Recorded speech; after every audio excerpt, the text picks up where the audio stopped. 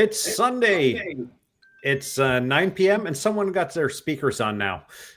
I could hear my echo. Anyhow, Walt's among us again. Hey, now a published author. Great to have you back, Walt. Good to be back. I feel like that guy that was in the Beatles and then left the band, and then I get to come back in the band today, so that's kind of cool. But you're the one with the career, right? We are the strange. yeah. No, and I just want to say something before we get started, though. The sun is a little bit mad today. Yep. Indeed. I got a DX commander, so it's my fault. Sorry, That's guys. Yeah, that explains it. It's Walt. It's Morten's fault. Yep. But first of all, the ham radio moment of the week, and then we'll get back to Walt's book after a little while. And let's start with you, Walt. What's your ham radio moment of the week? I camped this past week. Although it rained almost every day, there was one morning that was beautiful. I went out on the beach with my MA12, nice little Chinese antenna, and my G90, and had two amazing QSOs. One of them was kind of I've done before. Had a really nice QSO over into southern Australia, a VK5 contact.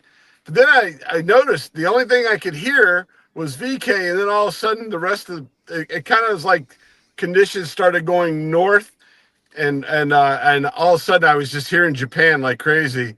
And I have made Japan contacts from the East Coast of the United States before, but never like QRP or 20 watts or whatever. And I made a pretty solid 20 watt contact on the beach. That was Tuesday morning.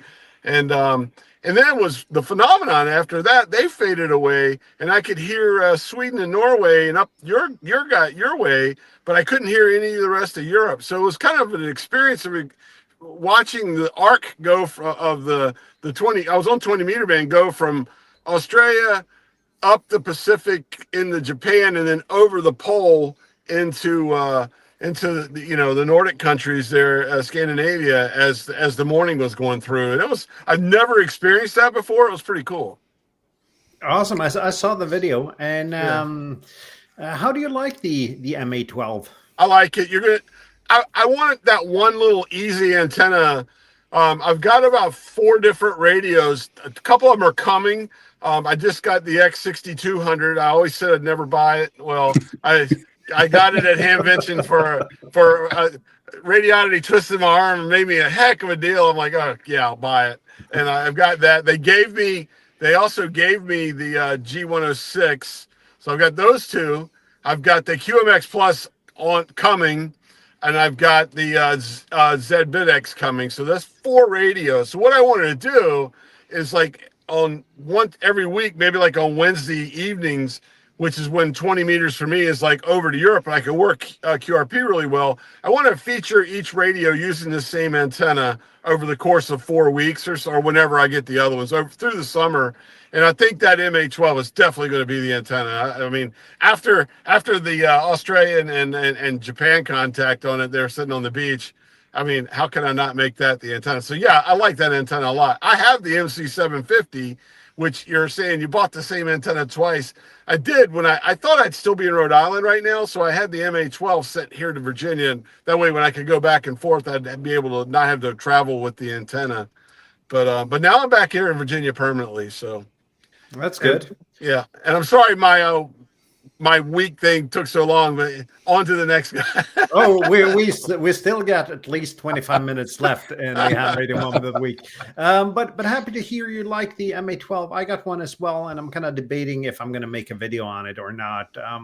What I will say though, it's a really great packaged kit with the bag and everything you need neatly packed away in that bag. So it's well organized and well machined. My experience now, it may be because I used it on the beach with I put all 4 counterpoise out like you're supposed to, but 2 of them were kind of clipped over, basically kissing the Atlantic. But when you the markings on it for like the 14 megahertz marking, when I Bart put that thing on the marking and went over and touched on my G90 and analyzed it and did the SWR thing. I mean, it was wide and flat and perfect. Now that may have been my environment that helped it do that, but how easy was it to tune? It was basically, put it where the mark said, bam, I was running. The fact that the whip is marked, and I found it spot on except for 40 meters where it's completely bonkers off. But for all other bands, it's spot on with the markings there. At least I haven't used mine with that 40-meter coil yet. I haven't used it. I'm a 20 through 10 guy anyway. I don't do a lot. We've had this discussion before. I like 40 meters in Europe. I don't like 40 meters in the States. It's just not my thing. I thought you were like in love with 14.2 or 7.200, right? 7,200. I mean, it's a great band here in the States if you're into that thing, but it's kind of like we get from all the way up to 73, 7.3 here in our region, and to me, you get on 40 meters and it's just like 10 different check-ins to, if someone's running a net. I'm not a net guy. The only net I like to get on is the Southern Cross net so I can talk to Australia. Other than that, I don't want to sit there and listen to 18 different QSOs before I get my chance. I have no patience whatsoever. I'm like, I want to go, baby. You know what I mean? Yeah. Luckily, we are only 6 today, so that net is small. Speaking about that, Tobias, what's your ham radio moment of the week? As usual, I have some pictures to share. Let's see if I can begin here. A few non-ham radio related pictures. First, as you can see, the cat is happy and feels very relaxed. And in fact, she was so happy that she brought me a present, and I had fun one whole night catching this little blighter and freeing him again. Then some garden work was going on. No ham radio moment, but it eats into the spare time. And then Colin sent me one of his experimental PCBs to build NFET half wave, and I was a bit confused. How is the FET toroid going on top of that PCB? Turns out when we talk about FET toroids, there are different kinds. Yeah, so there's a very small one, there's a middle one, and this is the fat one. Apparently, I need the middle one for this PCB. So I was a bit confused when I first got it. How is this supposed to fit on there? But yeah, it's a nice PCB. Place for the very well designed, as everything from Colin is. Yeah, I think on one side you get one of these PCB-bound BNC connectors, the white ones, I think with the white end. Then you have the place for your capacitor. Then you put the toroid, and I think on the antenna end you can put a, I don't know, is it 5mm? Probably a 5mm nut, thread, bolt, whatever, to tie to your antenna. Yeah, so I think that will work fine. Yeah, Okay, I have to agree with one of our commenters here that toroid is it's extremely Germanly wound. It's, very yeah, that was sort of the compromise, because the very tightly packed never really worked for me, because everybody says, yeah, pack it tightly, pack the windings tightly, then it's the most efficient. But then I somehow, well, for me, it was not working on all bands anymore. Yeah, so this is kind of the compromise. Okay, then I did some research. We were talking about a DIY project, so I printed out the nice data sheet for this voltage monitor. So maybe we will cook up something, Bob and I. Then, as you should do, I've already ordered my book from Amazon, Walt's book, so should arrive probably next week. And then I did an oopsie. Accidentally bought a G90. Yeah, accidentally bought a G90 on eBay. Used one, 2 years old. Let's see if it's all in good shape. But from the description, it should be fine. And it was a fair price. So yeah, I'm set. So the only thing I need to do is now build a Riberkopf antenna, and then I can start. But once I get the book, I'll get all the inspiration that I need. I gotta say one thing. Tobias, about you buying a G90. I gotta say this, right? Wunderbar. Wunderbar, man. That's Wunderbar, genau. Yeah, you're going to be happy with that radio, and you don't have to build any sort of antenna. Just if you have a wet noodle, it's going to work just fine. So yeah, Yeah, that tuner and is just amazing. As already with the ICOM 7100, it's always so misleading when you see it on the pictures. Yeah, I think it's much smaller than one think that it is. Yeah, so which is very good for a QRP radio. Yep. Well, that was at least 2 ham radio moments, and apart from that, a lot of other stuff that's going on at the moment. Not half bad. Jürgen? Yeah, we had a field day yesterday at this place here behind me, near Lake Neusiedl, which is the Steppen Lake we share with Hungary. It was fantastic. Beautiful weather. The weather Kjetil likes the most, so just a little bit over 30 degrees, not too cold, not too warm. Yeah, and the idea was to show our newcomers what ham radio is all about, how they can build antennas and so on. And it turned out it was an OM field day because there were only 2 newcomers.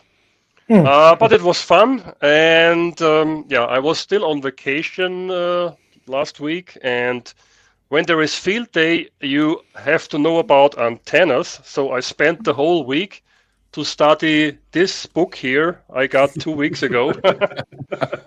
And yeah. His is autographed too.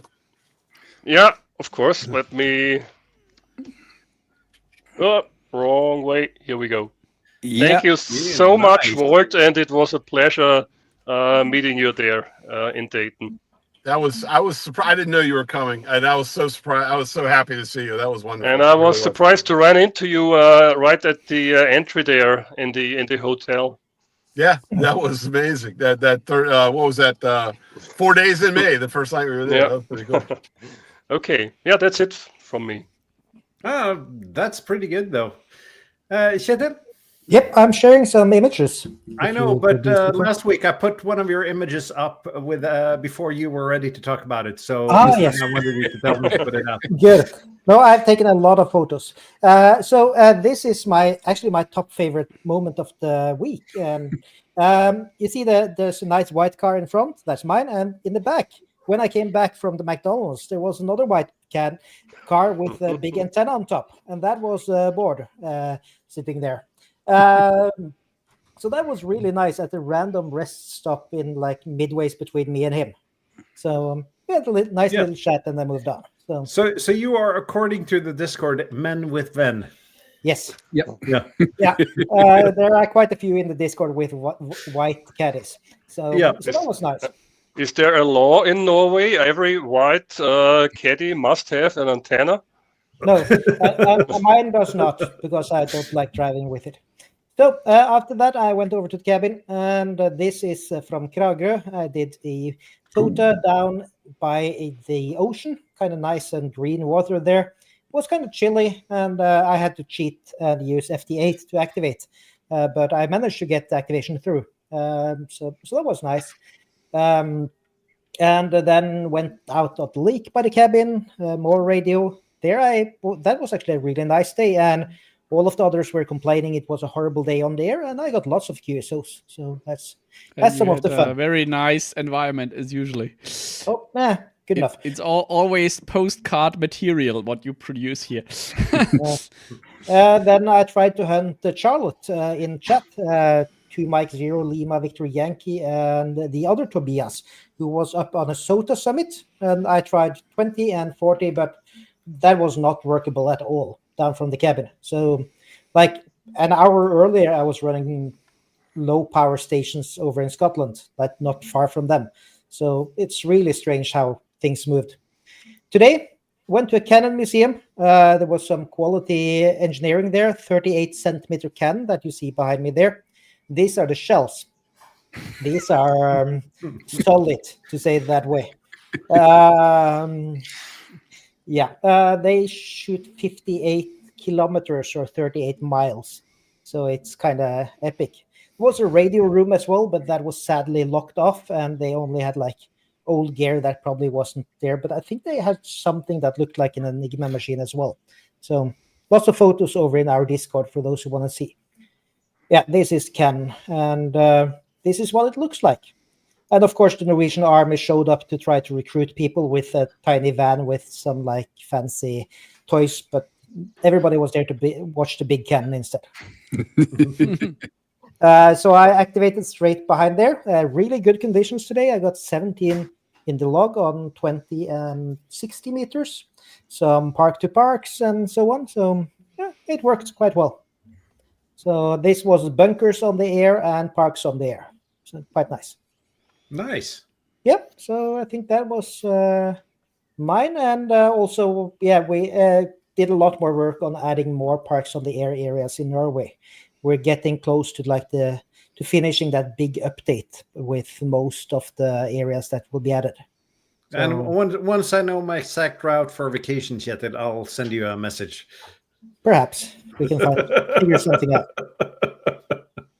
But those are nice, and that cannon was really nice. Unfortunately, I didn't get to activating Kristiansand last week due to actually having to work when I was there on a work trip. So I was pretty sure that was due to the red wine that you didn't get to activate. But it was me and my colleague took a business meeting with a bottle of red wine and some really good food down by the docks. And you know what? I didn't feel like activating after that meal. Yeah, but this is not at Odderøya. This is another location, so you would have to take a taxi out there. But yeah. So I ended up actually drinking red wine. It was nice too. Not as nice as Poda, but a good number 2. It is an acceptable substitute. And it's pretty much one of the best steaks I've ever had. The steak I had there, so it was totally worth it. Enough about that, Bob. Any ham radio moments? Absolutely. Let's see if I can share. Yes, I can. I've been saying, I think, for as long as we've been doing the show, that you shouldn't listen to what people say about the bands. Just go out and operate, and don't care about the space weather and all that jazz. But I've also been saying I probably need to eat those words at some point. So I'm ready to eat these words. Thursday was a bank holiday in Norway, so I took Friday off to get a 4-day weekend, and this is on a Friday on a summit near Kragerø, I think. I can't remember the summit reference. I was up there for about an hour, got one contact on sideband. That was Manuel, Echo Alpha 2 Delta Tango, nothing else. So I have to abandon that. I think that's the first time I didn't finish started activation on a summit. That was Wednesday. This is Thursday. This is the southernmost summit in Norway. It's a nice summit. It was nice enough weather, but there was rain coming in, so I sort of had to finish it in a reasonable amount of time. And I got one contact on sideband. That was Foxtrot for Whiskey Bravo November, and nothing else. So I had luckily I brought the computer, so I finished that activation. But I spent an hour getting three contacts on FT8, and that's just insane. So that was Thursday. And I went back home. Oh, that was too much. I went back home and did another summit. This is called Sveinsbuvarden. It's about 750 meters above sea level. So I walked up there. It takes about an hour. Again, I managed one sideband contact. That was Sierra 57 Sierra. So also he does YouTube videos as well, and he's an avid summits on the air guy. That was the only one I could get on sideband. And again, I spent a full hour getting the last 3 contacts needed on, that was FT4 at this summit. So horrible radio conditions, at least on the summits that I've been this week. Nice trips. So I'm not regretting that, but looking forward to the sun coming down a bit because, what we're seeing now, it's no fun for radio amateurs.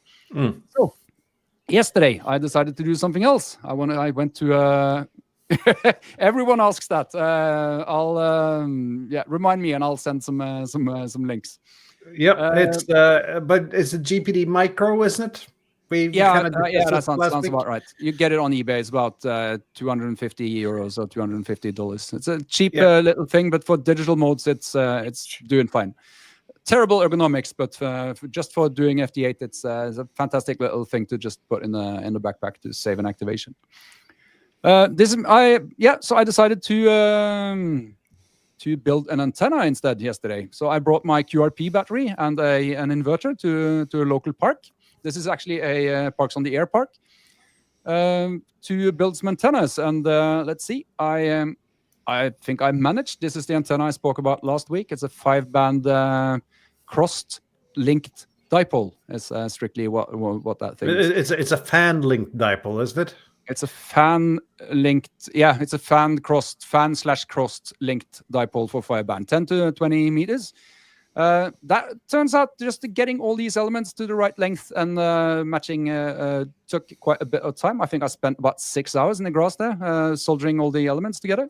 And this is what it looks like when it's done. So basically the one thing there has 10 and 15, and the other pair has 12, 17, and 20. And this is made for using with the ham radio dude, Lil Dude pole.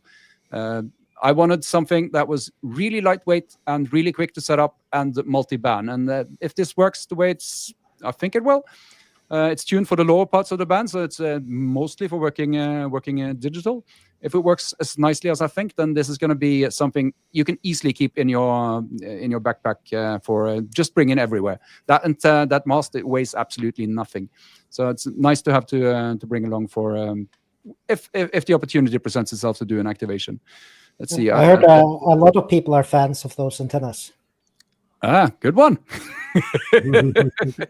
Let's see. Yeah, and I made a video. I got that microphone a few weeks ago because I thought I'm liking the Vero radios. This is made by the same company. It's a Bluetooth speaker microphone. And someone told me they made a firmware upgrade so you can actually pair it to the 705. So I figured that I need to try that. Sounds very nice.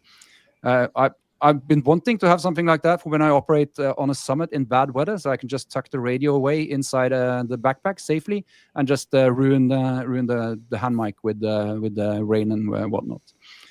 There are quite a few burning hoops, including having to use Android and beta firmware beta applications that you need to sideload into your Android device.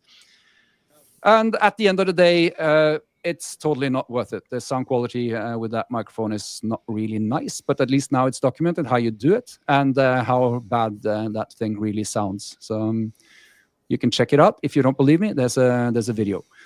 That is that was a lot of words, wasn't it? So that's my week. It's my week at least. How about you, Morten? What did you do?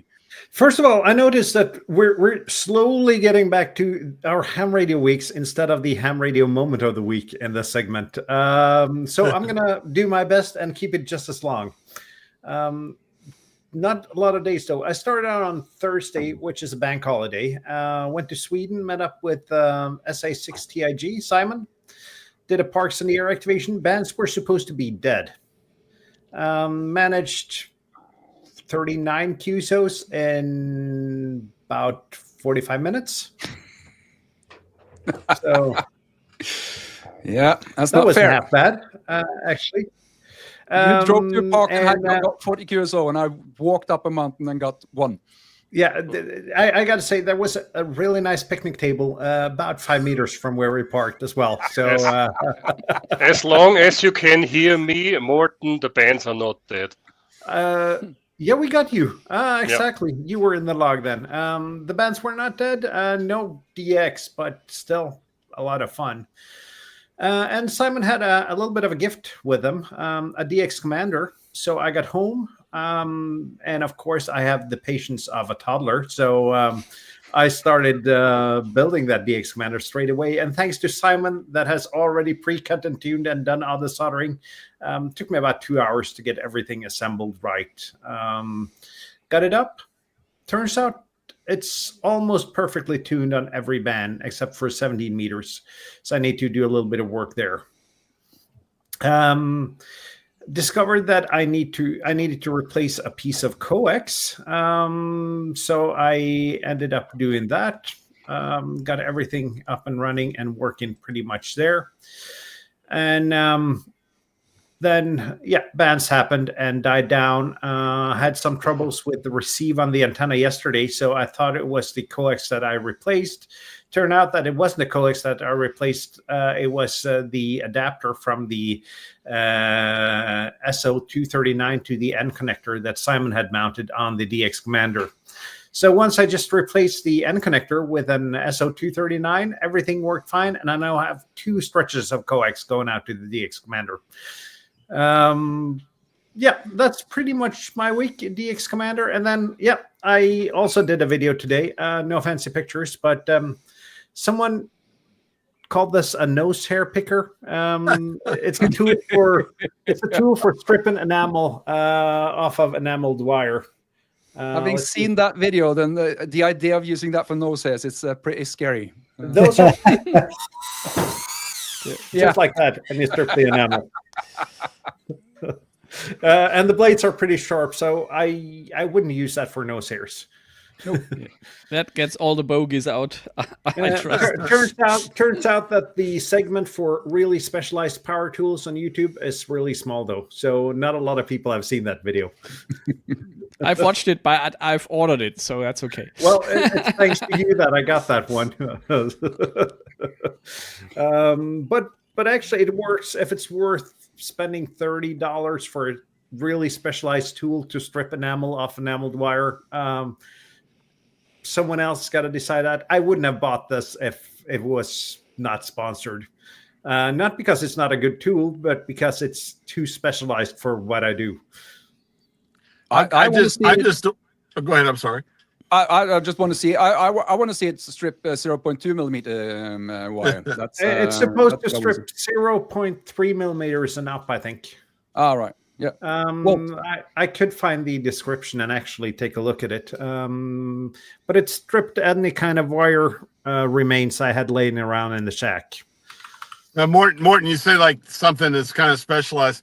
I just ordered Starlink internet. You know, the SpaceX internet for my home. It's coming. I've been debating: do I do a video on it or not? I mean, it kind of works, but I don't know. But then I went and looked, and there's like 1,000 videos on Starlink already, but I don't know. It is radio. You're not going to be the first one there to say it that way. Yeah, that's for sure. No, there's a Don't gazillion. worry, I will do a videos. G90 video. Yeah, if hell freezes over, I'll do a G90 video. I was just lucky with Starlink though, because I was about to hit the order button on Starlink because Starlink got available that day. Just before I hit the order button, I got an email saying that fiber is now available in your neighborhood. So I'm really happy that I didn't order the Starlink setup. And it's supposed to from 0.3 to 2 millimeters. It says here, Bob. 0.3 was the lower bound. 0.3, yeah. Yeah, all right. Yeah. I'm going to be working from home, and I have, believe it or not, I live in an old historic house, and the only thing you can get there is DSL or 5G. That's it. Like I've been using 5G to work. So I'm going to hopefully Starlink's going to make my work remote life a little bit easier. We'll see. Yeah, but the DSL is also historic. Like it belongs to the museum. You know what we do? We get home, my wife and I, we go make sure all our phones are off. There's nothing on Wi-Fi. We cut the TV on and watch TV. It's great. For one item, that's it. You know what I mean? Like, oh, it is. I know where you're coming from, Walt. I had DSL, then they turned off the DSL. Then I had 4G, and my house is exactly in the center spot between 3 mobile masts. So I'm in the one. My lot is in the one spot where there's no coverage. right. If I move 20 meters in any direction, I have good coverage. But exactly on my lot, there's no coverage. I'm sure hoping that this thing works. I mean, we'll find out. But yeah, I know what you feel. I did the same thing with my 5G. My 5G is like it's here for a while, then it disappears and it reappears. Bob, I know once before you told me 5G is not what it's cut out to be, and you were so right when you said that a while back. 5G is not. It's 5G is made for the telephone companies. That's it's important to telephone companies, not to consumers. But for the Starlink, did you get the thing that you can bring along outside, or the thing that only works at one address? Right now, just the one at one address. I'm going to put it up on the roof permanently. I did get the router extender, so I could have it in the back and then up at the front for. So we'll, hopefully it works. We'll see. I'm getting kind of a. I want it to happen soon. I'm ready for it to show up. Yep. That's impressive. Impressive technology. I've seen some tear downs of the antennas, which is basically a really fantastic phased array type antenna thing. So that's pretty amazing stuff that they've done there. He's put together. The question is, can you tune it on 20 meters? I don't think you can. No, but the G90 could probably tune it. I bet it could. I bet it could. And Tobias, to tell you the truth, I think if I look through all my videos, if I ranked them by most views, my G90 videos are probably number one, man. So go make a G90 video. You'll get some get some viewership. Do it in German. I'm telling you, do a G90 video in German.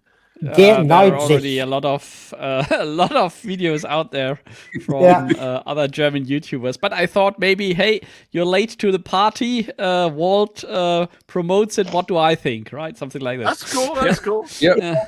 Even I had success with G90 videos. Like people watch some of them at least.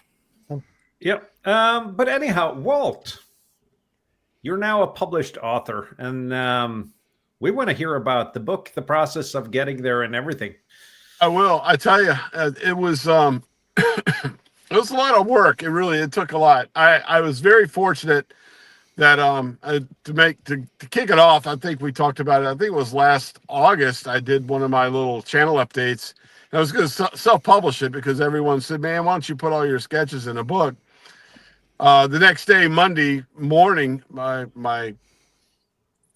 get a text. And I'm like, "Hey, this is the American Radio Relay League. Can you call us?" I was like, "Is this real? Is this a joke?" You know what I mean? So I called and they said, "Hey, we saw you, the CEO of the league. So watch. He's a subscriber, which is David Minster. He said David wants to know if you would like us to publish your book for you." And I'm sitting there going, yeah, heck yeah, well, let's roll." So we worked it all out, discussed what we were going to do, went back and forth a few times with a very, very, very good editorial staff. I mean, the book is, to me, I'm so proud of it. I think it's beautiful. All the writing and all is me. All of the arrangement and pictures and how they did it was their art staff, how they put it all together. And but it was a lot of work, and it's one big reason why you guys haven't seen me in months is like I was in Rhode Island working, and I was flying home every other weekend. So, every other weekend I was flying. The weekends that I wasn't flying, I was working on that book because I was working 65, 70-hour weeks for almost a year. I pulled just to and I did it because I had to, my wife's medical issues. But I'm glad to say that I paid everything down to zero with some to spare. And like right now, I'm on week 4 of like not working. I'm just like, I'm done. I'm taking a break. And so I mean, I worked hard, got out of all the problems I had in life. Life is absolutely amazing. And now and through it all, when I wasn't working or playing radios, making videos, I was working on the book. The book did make me do one thing. The book made me become one with modeling antennas. And I always said I don't want to do that. It's just I want it to be fun or whatever. I actually enjoy it. I really do. It was fun making the book. But for people that haven't seen the book, Morten, if you throw me on the big screen, I'll kind of give you an idea if you can. So you just find the right button. There you go. So this is the book. This people that know me, this little area is called Ocean View. This is home here in Virginia. This was in the morning. This was, I think it was Coastal 20 I put up. But anyway, the book, throughout the entire book, first few chapters, I'm talking about, verticals and ground planes and building antennas and wire and tape and measuring and all that good stuff. But then each chapter, we'll go through, is the Ribicoff. And then, I get some of there's a picture of me building Ribicoff. That was in Rhode Island. I go through a narrative of building the Ribicoff, and this is just one of 15 antennas. Then you'll see the modeling I did on it, and then what you need, and then the sketch of the Ribicoff, the sketchbook part, and then like I do in my videos, we have food, good seafood, and a place that I've been. This happened, and this is Louisiana Crawfish when I was working and living in New Orleans. That's the seafood bar there in the French Quarter. But every chapter, every antenna is that way. Just go from antenna to antenna with a narrative on the antenna. All the way down to like when I was in Poland. It's not just vertical antennas by the sea. We got the traditional dipole antenna and that type of thing. And I modeled it, had some fun with that, talk about it. And once again, at the end of that, good old oysters there and, good seafood, stuff like that. So it's kind of funny. There's like 30 pages. And out of the 130 pages, I think 15 of them are just the end of each chapter with some food in it. And you always have that one guy, the guy goes, half of it's food's not even antennas. I don't want the thing. Whatever.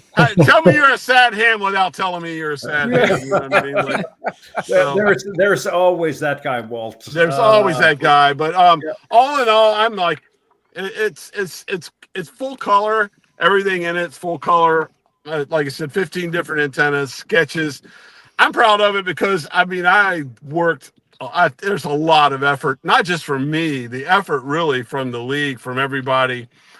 Cool thing about being in Rhode Island is Rhode Island and Connecticut are right beside each other. I got to go to the American Radio Relay League site, home. The headquarters. Talk to everybody there. Meet the people in HQ there as well. And the good news is, and this is. Where Morten, I sent you an email earlier with the link we were talking about with the league. They're asking me now to do a second book. So we're discussing now how and what the book's going to be. I've got a couple ideas. One of them was just going to be a portable antenna book, a portable ops book, like talking about, maybe Salty Walt's guide to portable ham radio or something like that, just operating HF. One of the other thoughts, and this was from David Minster, the CEO, he said, Walt, why don't you take the next, through this summer into next fall and start building like next level antennas on the beach, like, like a bobtail curtain, a half square, a Moxon, like take it to the next level and do like, 15 or so antennas over the course of, 20 weeks or what, sketch them all, study them, document them, and call it Salty Walt's next level portable antenna book or something. That may be the case. I don't know. We're talking about it now. The good thing is they want me to do a second book, so I guess they like the first one. That it seems to be doing really well in sales. I do know I actually saw it in the chat here as well. Someone in Belgium said, "Hey, Walt, can you get some of these over?" Unfortunately, I did have no control over sales of the book. All I can say is that's completely done by the American Radio Relay League and now Amazon, because Amazon, has a contract with them to do it as well. I wish there was a way I could get it in the EU and you could get it in a day or two. That's beyond my control. I did sign a contract with them to write the book. They paid me to write the book, and then they own it. You know what I mean? It's their distribution. So. I see that there is some talk about the RSGB probably going to sell it here, and there might be some other leagues selling it. I'm not going to say anything more about that at the moment. Well, the RSGB is selling it now, I believe. It was funny.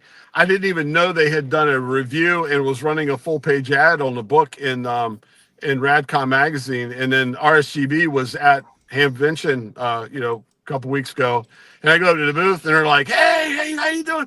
Hey, look, like, did you see the? And I'm a member of the RSGB. They said, did you see the magazine? I'm like, no. And they showed me the review and the ad. I was like that's awesome, man. That is amazing. I tell you what, it's really, I so humbled. I tell you what, when I was, and Jurgen was there, he was in the room, and Jurgen, thank you for filming the talk I gave. That was Friday morning at what, not 10 a.m.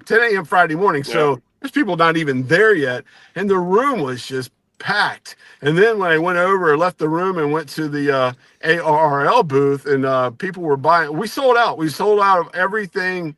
I don't know how many hundreds of books they brought, but we sold all of them, to the point we sold them out by Saturday. But there was talk about seeing if on Friday, we were so worried to get people in HQ to maybe overnight another batch of them.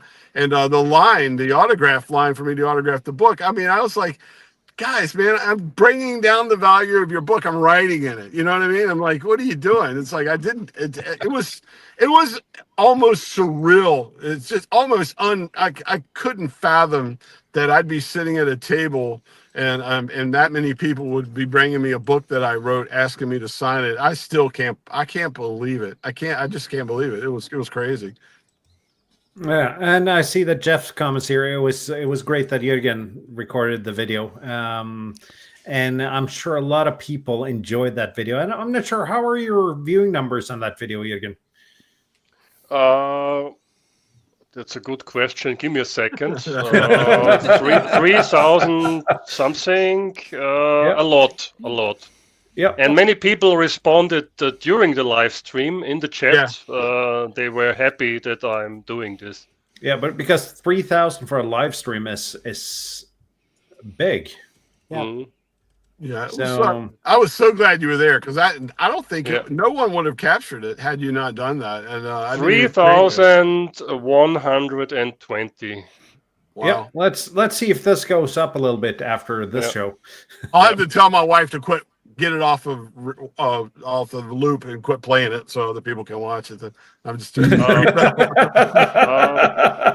by the way, I posted a link to the RSGP shop in the private chat. So if someone of you can, I can copy it and paste it. And it also there's also some talk in the chat that it's available from the DARC. Oh, cool. And I will put the link to the live stream, to the recorded live stream, also into the chat. So if you please. Yep, I can copy and paste that as well. I have to say, if you actually, since you can't click on comments there, if you type that in, that long link, then that'd be pretty amazing. You can copy and paste, Bob, from comments. I think you can. Just know, if you buy the book, it's a fun book. It's really meant to be a fun book. It's not meant to be. I even say in the book, if you're looking for the symphonic Mozart book of antennas, this is not that antenna. This is I don't know if he's as big in Europe as he is in the United States, but this is the Jimmy Buffett of antenna books, not Mozart. You know what I mean? So, but according to Jürgen, it belongs in the bookshelf next to Rothammels. So you must have done something. I'm right. Yeah. Yep. That's high praise, I think. That is high praise. Thank you. It's fun. It was fun. It was fun doing it. I'm proud of it. I put a lot into it. It's a lot of me in it. I mean, it's just kind of like my videos. If you looked at a book, it's almost like watching a video. It's like, here it is. Here's the sketch. There's the antenna. Let's go eat. You know what I mean? It's very sensible. Really looking forward to getting the book. I'm a little bit late to the party about that, but I'm going to get the book, and not sure if there was any antennas that I haven't built there, Walt. You probably know that better than me. I've even built I was the second guy that built the Coastal 20 antenna. Yeah, the Coastal 20 is in there. That's funny as you say that. I even marked mine with serial number 002. You know what, Morten, I was just looking when I was flipping through the book a minute ago. One of your antennas is in here. And near the back, I do kind of a catch-all of all the other antennas I've used, not really the ones I've built. And there's an antenna in here. Let's see if I can find it real quick while I'm looking at it. But your magnetic loop. There's a couple pictures of it in here. Oh, it's not mine. That went to Texas to Yeah. Lee. Well, there you go. We both own there's the magnetic loops that's in there. I do a little section. Like I said, everything. I did a section and talk on my thoughts on the magnetic loop. Yeah. You know. Are those positive thoughts? Yeah. I think you answered that question really really diplomatically, and when you talked about the magnetic loop in your talk there. Oh, in the talk, yeah, for sure. you know, it's funny. I feel terrible. I feel terrible because I go over there and I leave, and I'm walking through Hamvention, and I there it is, the Alpha antenna booth, right? So I walk up, the guy goes, "Hey, how you doing?" Whatever. He says, "Yeah." He says, I know you've owned the Alpha loop." He goes, "Yeah, it is a lot of work." Da, da, da, da. Then he goes, "You got to see this," and it's a 34-foot telescopic whip, right?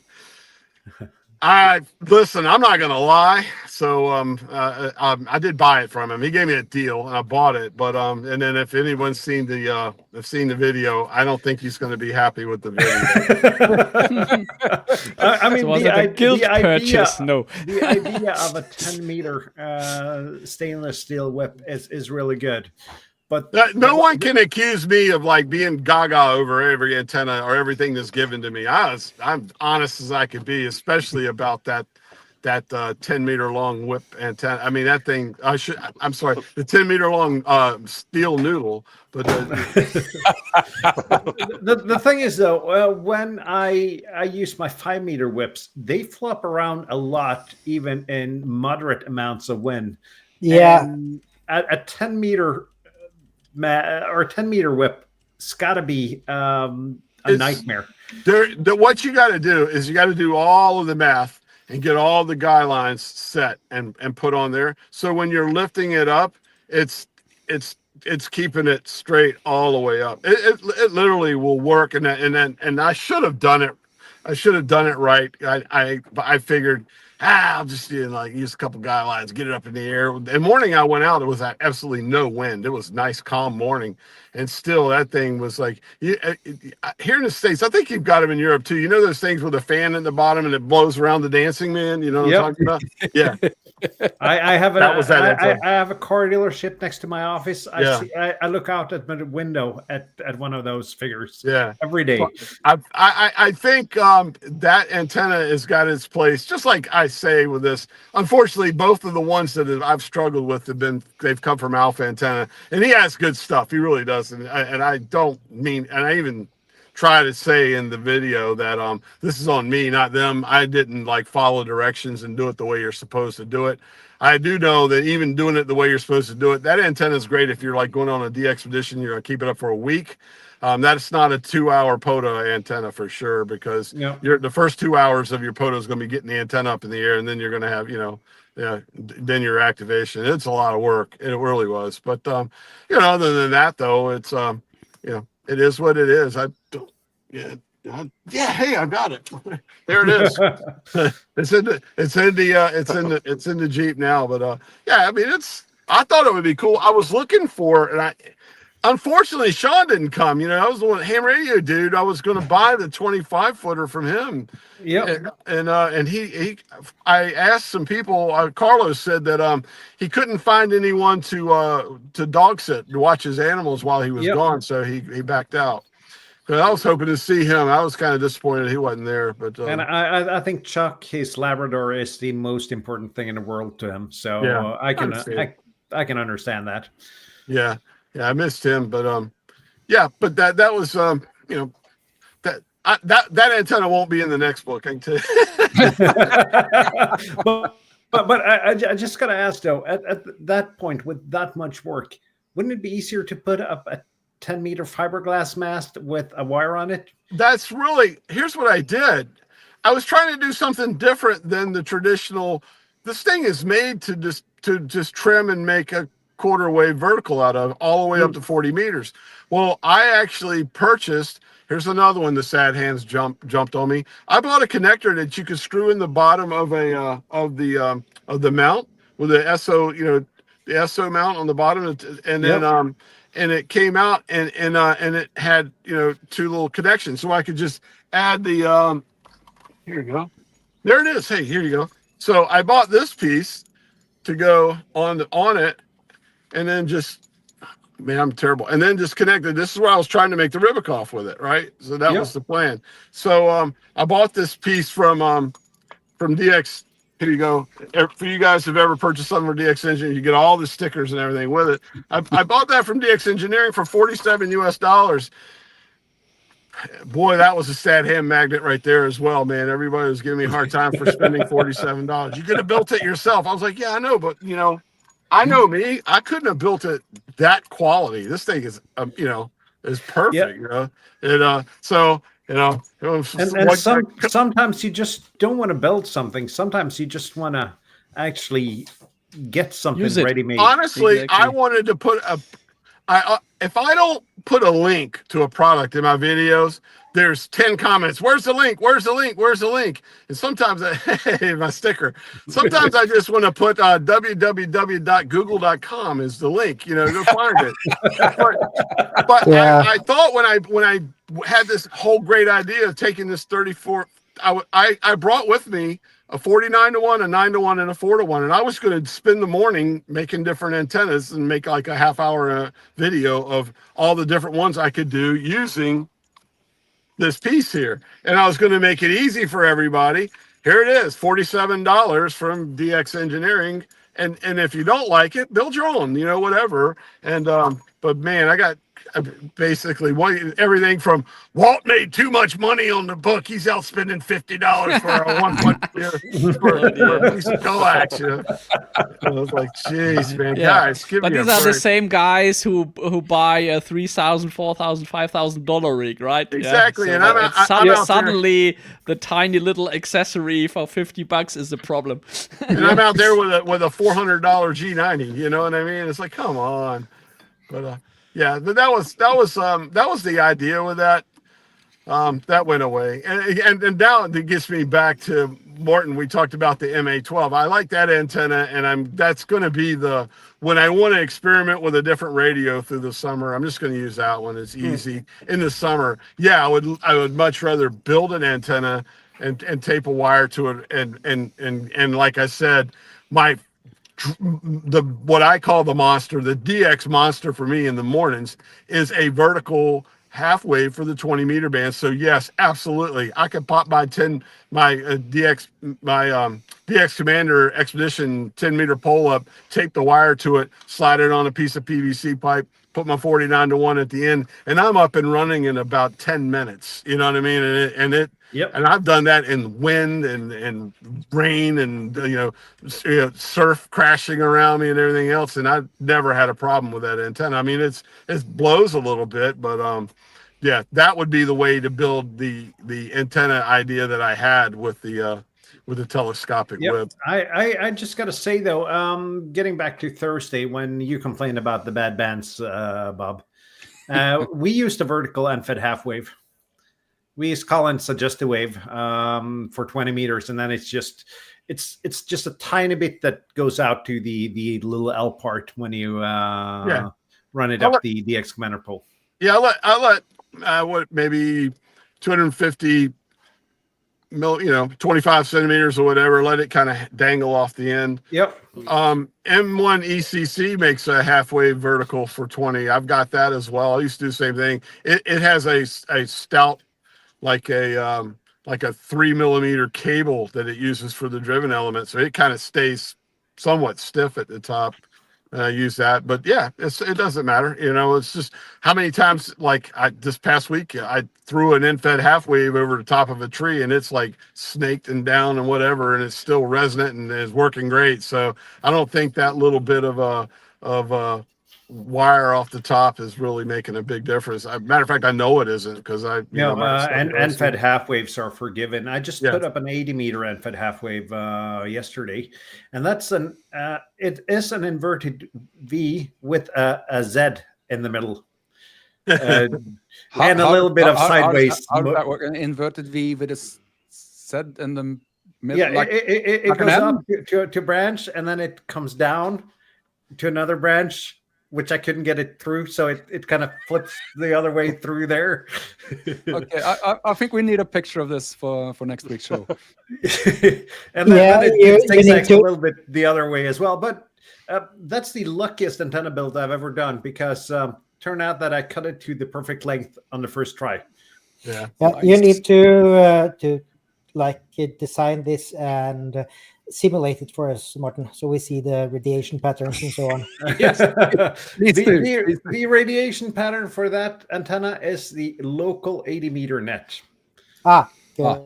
Yeah. You know what? So, It's funny you say that. I had an infant. It was raining. I didn't film it. I just wanted to play and not do any videos, whatever. I threw my infant halfway up over a tree and sat inside my camper, and I was on. I'm talking bad about 40, and now I was on 40 meters at night, and I saw up in the American. I think it was 7,239. So I was up there, in the American side of 40 meters, and I saw this big booming AM signal on the SDR. I was like, wow, it must be an international, broadcaster. And I went over to it, and it was a guy calling CQ in AM. So I clicked the G90 to AM and had I bet it was a 30-minute rag chew on AM with that thing over the top. That could have been my ham radio moment of the week as well last week. Was that Mike NTU-MAK? No, it wasn't Mike. This guy was in Annapolis, Maryland, so he was real close to me. And that's where I was getting at, because my antenna was basically drooping over a tree. I'm sure I was right up and straight down, because Annapolis for me is probably 150 kilometers, maybe. It's not that far, it's just up. He's basically the other end of the Chesapeake Bay from me. So. That was fun. Yeah, there's a comment here on 80-meter nets, and I've said this before. After having chicken pox, I am qualified for 80-meter nets. Yeah, but you know that there is an 80-meter AM net in Norway, right? I do. The LA2 OLD. Yeah, Lima Alpha 2 old, and you have to have a radio that's 25 years or older. No, that's only for the sideband old net. Oh yeah. For the AM net, you can use any radio. I've been on there with my G90, and it does really well on AM, and it's a really fun mode to work on. The guy I talked to, actually, I wish I'd have been filming, because he recorded it and sent me a wave file of me on his end, and it sounded great. I was like, wow, that was pretty cool. That is cool. We're getting close to the hour. It's great having you back, Walt. Time flies. It does. It's good to be back. I'll be back more. You guys tell me when. We'll make it happen. It's kind of crazy right now, because it's only 2. We started it's 2 in the afternoon, 1400 here. It's like, wow, this is strange, but it is. It is, and I mean, since I think this is episode 199, is that 99? Correct? Yeah. So it's our 200th episode next week. I can't do that. I got 100. I've got somewhere to be next week. I wish I could do it. It's our 100th episode next week. Anyhow, it's been 2 years though. So there aren't 104 weeks in a year. There are 52 weeks in a year. So did you see we're doing some paperwork on maths and stuff this week, Morten? What? You were doing some kind of calculations, right? For 100, 200. I'm doing. I got a client which I need to split out the VAT in a different format that our system spits out. So how fun! A lot of manual calculations in order to make that happen, since hotels in Norway have 3 different VAT rates. Yeah. Oh. Wow. Okay. Speaking of next weekend, Saturday and Sunday, I will be on board USS Wisconsin. It's Museum Ships on the Air weekend for us, so I will be on board operating the ship's radio, especially Saturday. I know I'm going to do Saturday morning. I'm going to do the CQ calling from 14 UTC to about 17 UTC. So if anyone hears November 4 Whiskey India Sierra N4 WIS battleships on the air, that will be me on 20 meters. Nice. So, let's hope the sun is a lot more happy when we get through that one. It's not going to be hard. But we're getting close to the hour, just in case someone missed it. to get your book, Walt, the ARRL website, you can get it from the ARRL, and you can get it from Amazon.com. That's correct? Yeah, That is correct. And you Yep. can get it from the RSGB, as stated in the chat. And also, someone said you could get it from the DARC. I don't know if that's true, Tobias. No, I have checked it. It's not available there. Okay. So, but I will say this with Amazon. Amazon is buying chunks at a time from the league for Amazon Prime, and then there's a car beside me just cranked a Corvette. And then they're selling. That when they sell out, you'll see like 5 left or 10 left or whatever. You get back, you're going to have to wait. If you really want it quick and you don't mind spending whatever I don't even know what they're charging for shipping. The fastest and easiest way to get it is directly through the ARRL. You get it the fastest. And I see that Steve will be on the CSS Acadia, Victor Echo 0, Mike Alpha. So how about a battleship to battleship contact? I do that. I will definitely try to ship the ship. That was a trick I learned last time. I didn't operate last year. I think it was year before. Everybody was getting tired or whatever, and I went over and grabbed another radio and just went and hunted all the other ships, and they'd have pileups. And as soon as I yelled "ship the ship," I broke the pileup. It was awesome. I should be up on that cannon instead, though, because that would beat both of those ships, I think. I wish I could. I tell you what I'm going to do. I'm going to go outside. I think you can see the ship across from me here. Let's see. Maybe take a little walk and see if I can. If you can see it in the harbor. Let me flip around here if I can. I don't know if I can. Let's see. So, you guys can see it. Yep. This is we the made you marina. big, Walt. So, all right, made me big. This is the marina. You may be able to see it just through there. I don't know if you can see it. There's a black mast. You probably have to zoom in on it really big. I don't know if I can do it. Yeah, here we go. Can you see like a black mast up in there? yeah, I think I can. Yeah, that's USS Wisconsin. So here's a really interesting thing here in my harbor that happens to be here right now is we have a little wreck here. Oh, yeah, not good. It's been there for a while, but I think it's already been pirated and looted or what have you there. But looks home. Looks like he That's forgot for to pull his 45-degree takeoff kilo. angle, right? Yeah. So that's it. I've never done this in one of my own videos before. You can see the shipyard over here behind me, I think. Yeah, that's some biggie again, Walt. Yeah. Yeah, you see there's my car. Yeah, you can see the ship right there in the dry dock. So yeah, this is home, and then I live like a block that way, right over in there. So this is home for me. I like to come down here, and this is where I operate most of my portable is right here. Have some fun with it. So there you go, everyone. You got a tour of the harbor of Portsmouth, Virginia. There. So and I just got to say I've been to your area, Walt, as a tourist, and it's a very nice place to come. It's if you want to go as a tourist and not see the touristy places, Virginia is really nice. Yeah, it's fun. I mean, this is military. This is the home of the U.S. Navy and the biggest port for the United States Navy in the entire country. And then second, if you go to the West Coast, it's San Diego. But Norfolk, right across the water there, Norfolk is Navy town, USA for sure. Mm. So excellent, and it's been great having you back. And I guess since it's our 100th episode next week, I guess the topic kind of gives itself away. And let's see if we can find something we don't use in our shacks and do a little bit of a giveaway. Yep, good idea. I found this nice Ham Depot sticker from Sean. We could probably re-gift that to someone. Generous, Morten. I'll probably have a couple of Baofangs too, if anyone wants a Baofeng. So we'll figure something out and do a little bit of a giveaway and celebrate ourselves, because I honestly didn't think we'd last 100 episodes. It's been a fun run. It And is. everybody showing up regular as a clockwork every Sunday. Yep. That's amazing.